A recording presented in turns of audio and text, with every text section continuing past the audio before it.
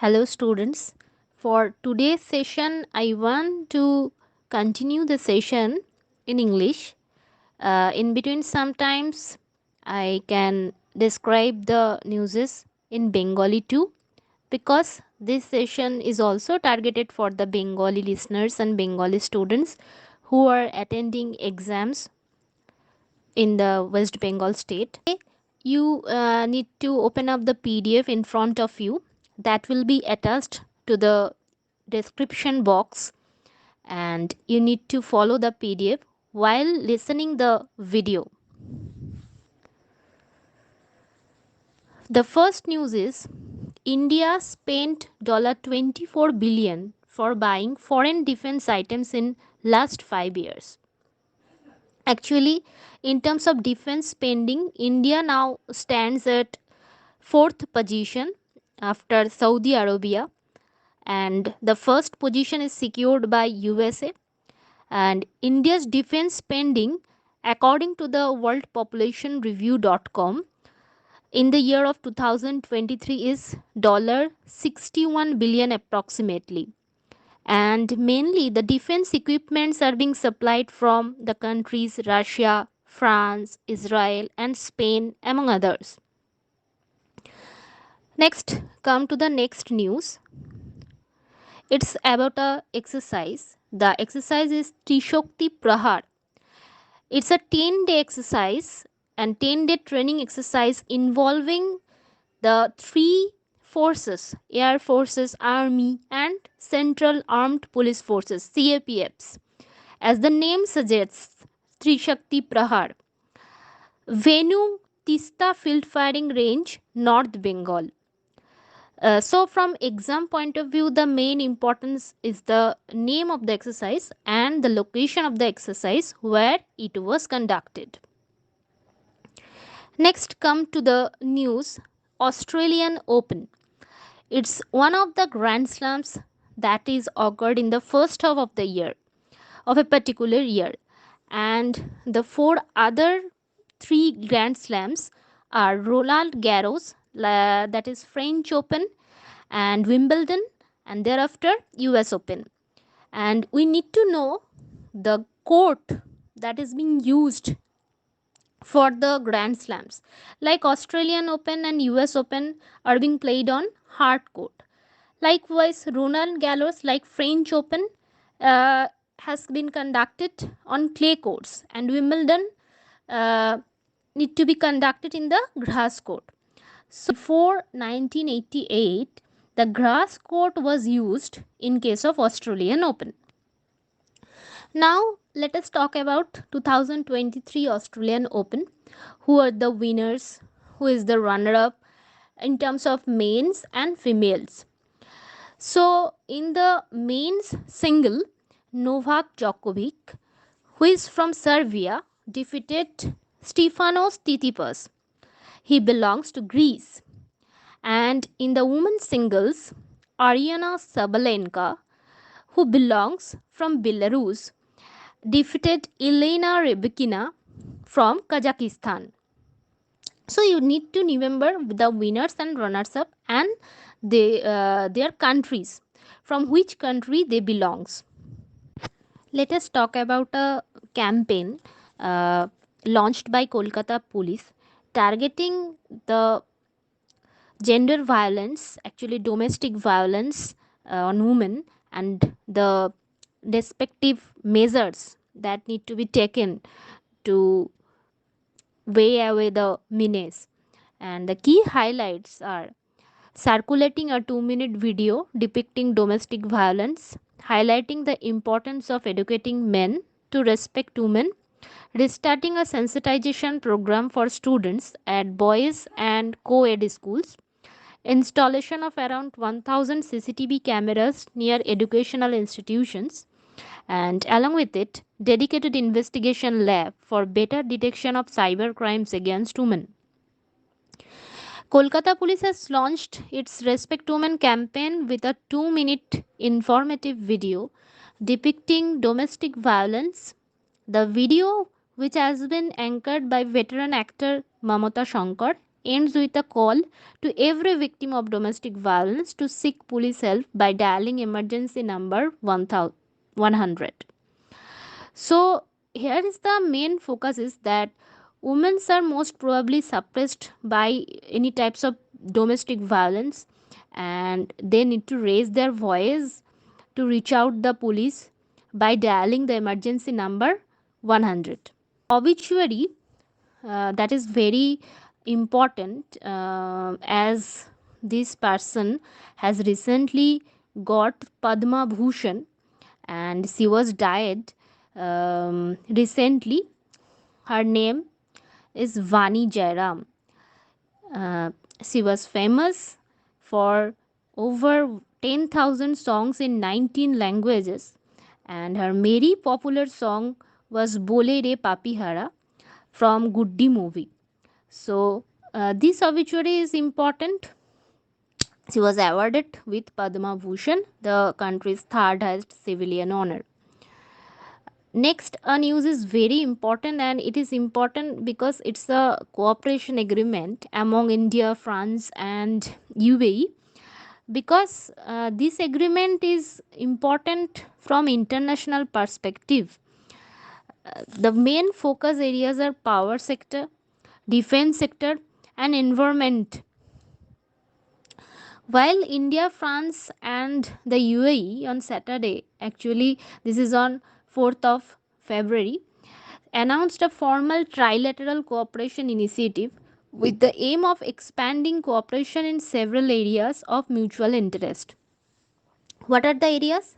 Including solar and nuclear energy, that defines the power sector memorandum of understanding, significantly acknowledging that defense is an area of close cooperation among the three countries. So what are the procedures, what are the steps they have thought of? The steps are they might exchange the infrastructure of making the defense equipments, okay, the more compatibility and joint development and co-production, while seeking out avenues for further collaboration and training between the three countries defense forces. That means joint training exercise they might think of conducting. And also there is an environmental focus between their collaboration. The environmental focus is to fight the climate change and the protection of biodiversity, particularly in the Indian Ocean region. And we will hear about an organization that is IORA, that is Indian Ocean Reef Association. Later on we will read more about it. For this purpose, the three countries will explore the possibility of working with the Indian Ocean Reef Association to pursue concrete, actionable projects on clean energy, the environment, and biodiversity. And also, furthermore, it was agreed that the three countries will seek to ensure greater alignment of their respective economic, technological, and social politics with the objectives of the Paris Agreement. Uh, Adding its support of these endeavors, a range of trilateral events will be organized in the framework of the Indian presidency of the G20 and the UAE's hosting of COP28 in 2023. That means besides the presidency of G20 in the year of 2023, we all know that India holds the presidency of G20. And also there is the climate change conference, that is climate convention, United Nations framework climate convention. Every year conference of parties has used to host, and this year the host country is UAE. So in this case, besides those events, the three countries also will be engaging in the trilateral agreements, and for specially focusing on power, defense, and environment sector. And this scope 28 is focusing on the environment sector specially. The three countries will also seek to strengthen exchanges of views on emerging threats from infectious disease, as well as on measures to fight against future pandemics. So there is a plan on the table to think upon the next pandemics protections measures. In this regard, cooperation in multilateral organizations such as World Health Organizations, Gavi, the Vaccine Alliance, the Global Fund, and United will be encouraged. Furthermore, the three countries will attempt to identify tangible cooperation on implementing the One Health approach. That is the main cooperation in the areas of health and wellness. So one health approach and support the development of local capacities in biomedical innovation and production within developing countries. We also later on read about some organizations in this news, that is Gavi and World Health Organization. So we also we this is very common organizations, World Health Organizations, but later on we should know about the Gavi in a very short detail. As COP28 already mentioned in the news, uh, we can just recall the COP27. So where is the place? COP27. COP27 was held at Egypt, we all know, and the city was Sharm el Sheikh. So this conference was named as Sharm el Sheikh Climate Change Conference, that was held in the month of November 2022, and the theme was Together for Implementation. It is very important, Together for Implementation. And this year, that is in the year of 2023, COP28 is going to be held in Dubai, that is in UAE. And next, we read about Indian Ocean Rim Association. In the slide or in the PDF, you can see the countries in the map that is those are around the Indian Ocean region, and those countries are pointed out in green, deep green, or light green color. So, the Indian Ocean Rim Association, formerly known as the Indian Ocean Rim Initiative, and the Indian Ocean Rim Association for Regional Cooperation, that is IORARC, is an international organization consisting of 23 states bordering the Indian Ocean. The Indian Ocean Rim Association actually is a regional forum and tripartite in nature, bringing together representatives of government, business, and academia. That is, in some or the other way, in the intervals, the government, business, and academics representatives from those countries meet in a particular place to think about the next plans they will work on. So, this is a tripartite in nature and for promoting cooperation and closer interaction among them. It is based on the principles of open regionalisms. There is no such monopoly in the Indian Ocean region, and every countries bounding the Indian Oceans can freely trade or freely conduct business in this region, and they can freely navigate also. So these organizations believes on open regionalisms for strengthening economic cooperation, particularly on trade facilitation and investment promotion, as well as social development of the region. And now the chair is United Arab Emirates. Total there is 10 dialogues partners also, and these Indian Ocean Rim organizations was established in the year 1997. We just need to remember the year, nothing more than that is necessary from exam point of view. Just in very brief, COP 27 highlights we should read.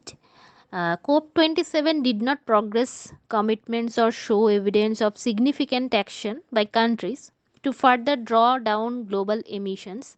Every year and every COP is critical to progress this key objective. Without it, the world will not limit the global temperature rise to below 1.5 degrees Celsius. And this year, COP27 has focused mainly on a fund that is targeting the loss and damages and emission control measures, um, for the developing and developed countries. This fund will be contributed by the developed countries mostly, and this fund amount will be used to take measures for emission controls. And this fund is named as loss and damage funding.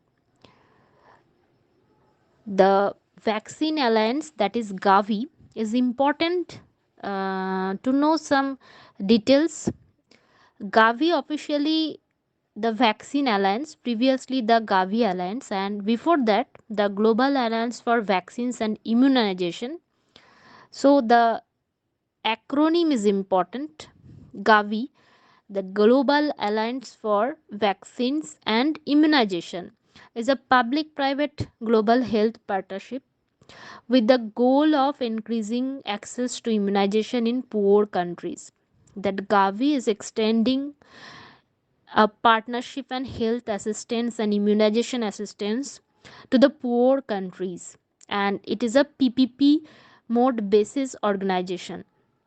It was founded in 2000 and the logo was actually revealed in 2014, and the main location or headquarter you can say is Geneva, Switzerland. Okay, so another two summits is very important from exam point of view, that is G20 summits and their edition and venues, and G7 summits consequently is very important and their editions and venues. Just we go through the editions and the years and venues and the leaders in a very quick way. That is the 7th G20 summits was held in the year of 2022. The venue was Indonesia and the leader was Joko Widodo. And next, the 18th summit that will be organizing in the year 2023 September, in the month of September, and this the host country is our country, the mother India, and the leader will be Narendra Modi. And the 19th summit will be organizing in the year of 2024 by the country Brazil, and the leader will be Lula da Silva. Okay, next come to the G7 summit. The 48th edition in the year of 2022 was organized in Germany and the leader was Olaf Scholz and the vice chancellor actually. And the 49th summit will be organizing in the month of May in 2023 by Japan, and the leader will be Fumio Kishida. And the 15th summit will be organizing in the year 2024 by the country Italy, and the leader will be Giorgio Meloni. Here it is important that Giorgio Meloni is the first female prime minister of Italy. And the 51st summit will be organizing in the year 2025 in Canada. Here another summit is also important, and it you must confront some questions about this summit, and this summit is SCO summit. And in the year 2022 it was held in Samarkand, Uzbekistan, and in the year of 2023 that SCO will be organizing by India. And next come to some news in shorts. So you just in a very quick way go through the newses in very shorts in terms of informational content. And you must heard about the attack on Salman Rushdie, the famous poet, legendary poet. And recently a book of him was published, and the book name is very important, that is Victory City. And another very important news is India Energy Week is being celebrated at Bengaluru. The full coverage will be on the next page of this slide. Ukraine's Brijendra Rana, very important news. Ukraine's Brijendra Rana, who runs a medicine business, has received the highly prestigious Badge of Honor. This is the Ukraine's top award, Badge of Honor, for ensuring uninterrupted supplies of life-saving drugs during the war. This belongs to the award section. Let us go through the very important news. This is PM who's investors for green energy sector. What is green energy? Green energy is based on some energy resources that will never be caused to emissions, fossil fuels emissions. Especially some facts need to be remembered. India Energy Week is celebrated at where? At Bengaluru.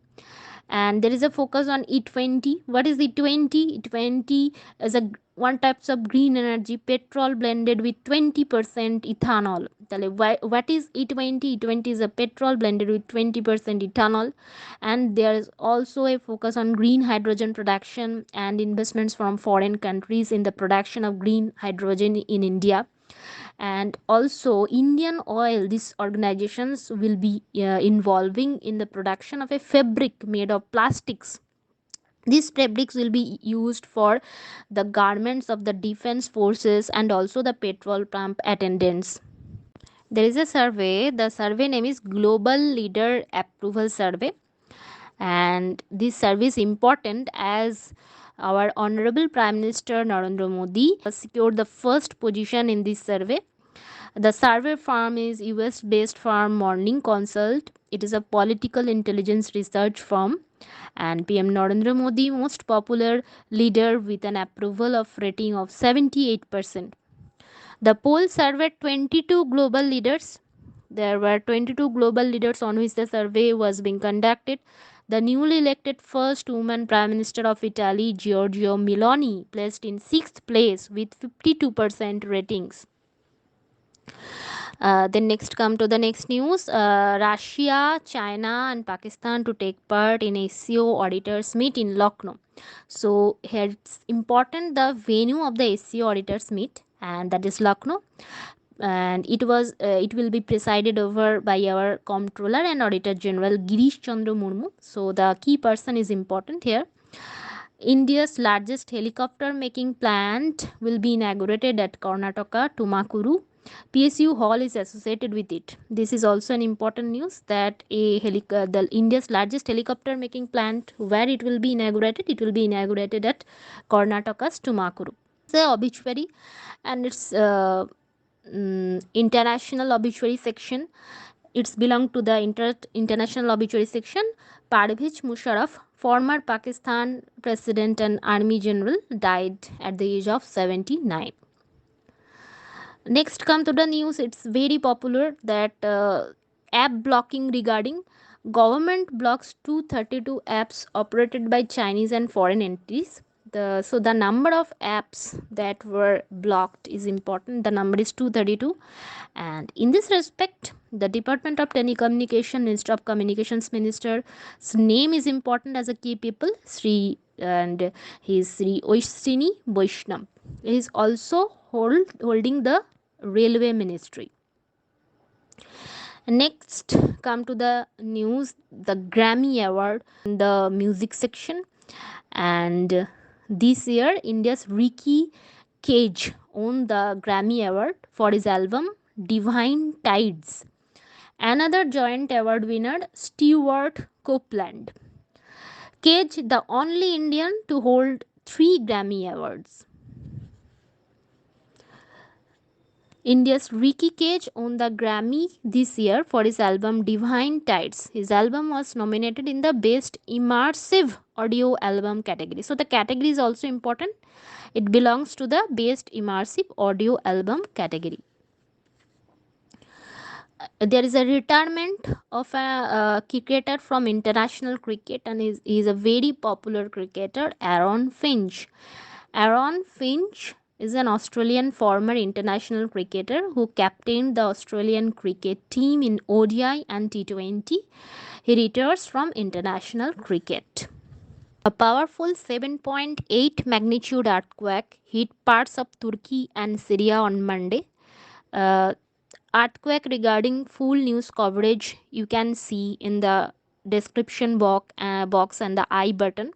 Also you can get the link from the comment section if you want for it.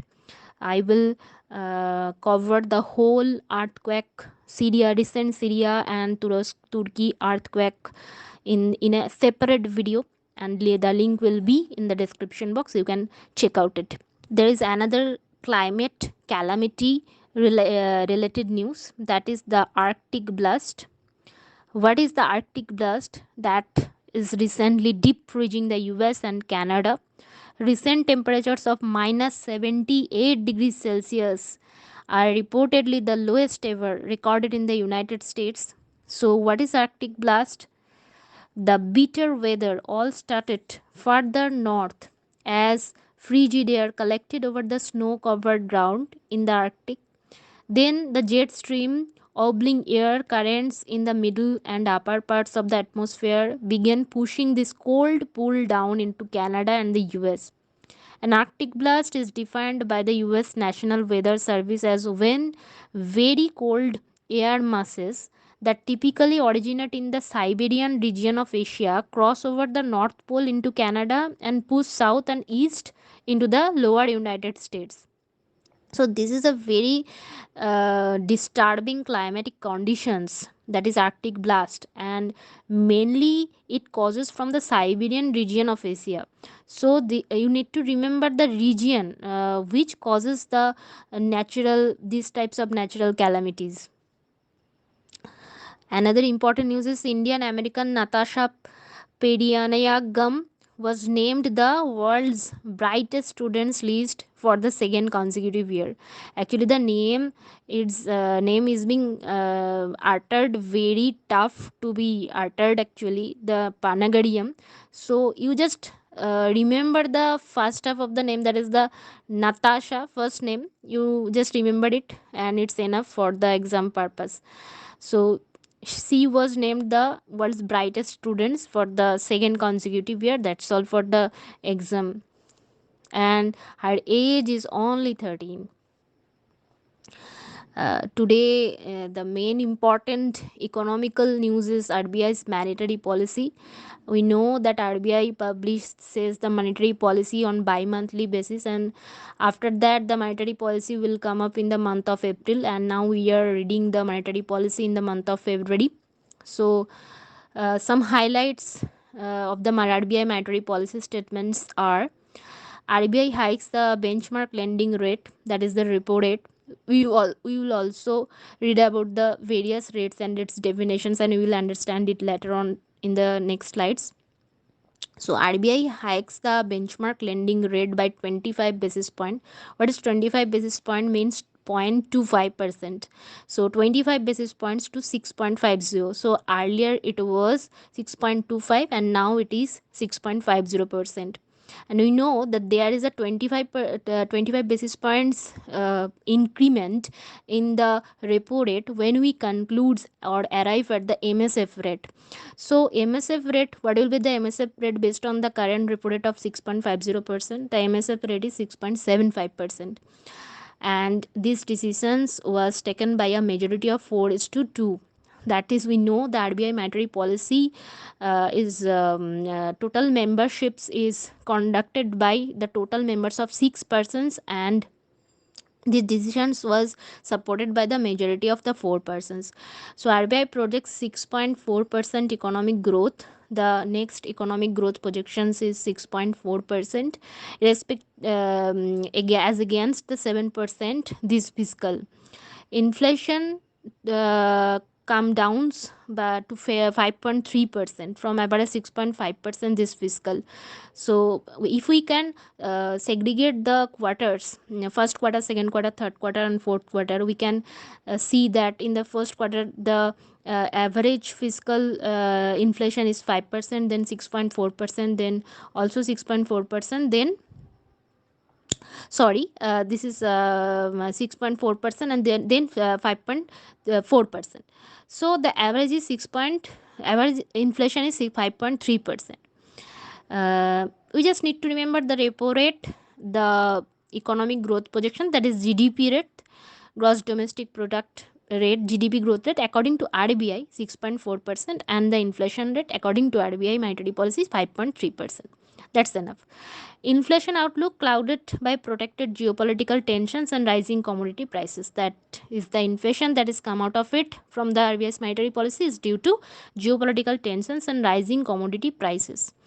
Indian economy is resilient, higher Rabi acreage and robust credit expansion thrust on capex in budget to 2023 and 24 to support growth. That RBI says, RBI's monetary policy actually says that the budget, good budget allocations and projections, and the Rabi crops productions and economic resilient economy will be resulting in a very vibrant and vibrant economy, and it also supports the growth of the economy.